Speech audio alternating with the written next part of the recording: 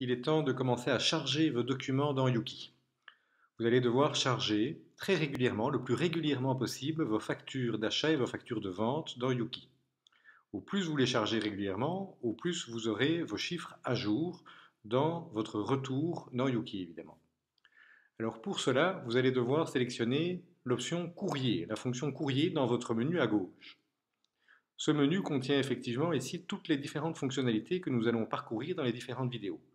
Maintenant, attardons-nous sur le courrier, et donc c'est la soumission des pièces de vos documents dans Yuki. Alors quand vous cliquez sur un menu, un sous-menu s'affiche, et on voit les différentes possibilités que vous avez dans le sous-menu courrier. Vous pouvez éventuellement bloquer ce sous-menu en cliquant sur la flèche ici, et du coup il reste en permanence visible. Par défaut, il n'est visible que quand on passe avec la souris dessus. Attardons-nous sur les différentes méthodes d'envoi des documents. Vous avez ici une série de classeurs qui sont visibles et en cliquant sur les classeurs, vous allez voir ce que vous pouvez charger dans ces différents classeurs. Je vous invite en fait à systématiquement utiliser le classeur à traiter par Yuki. Ne vous posez pas de questions, envoyez les documents de façon la plus simple possible dans le classeur à traiter par Yuki. Vous avez alors ici en dessous une sélection d'options pour envoyer ces documents. À droite, l'adresse email.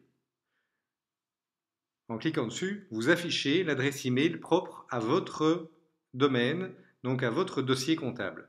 Retenez-la par cœur, car c'est tout simplement en envoyant des pièces jointes à cette adresse email que vous allez transmettre le plus facilement possible vos documents dans Yuki.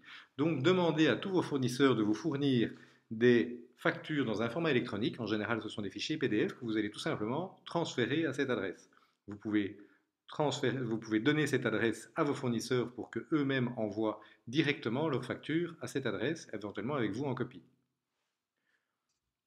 Il faut charger des documents PDF ou JPEG ou XML dans Yuki.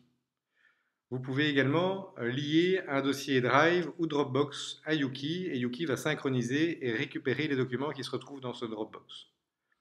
Ou charger manuellement des fichiers dans Yuki et vous allez devoir alors sélectionner les fichiers sur votre ordinateur et démarrer le chargement.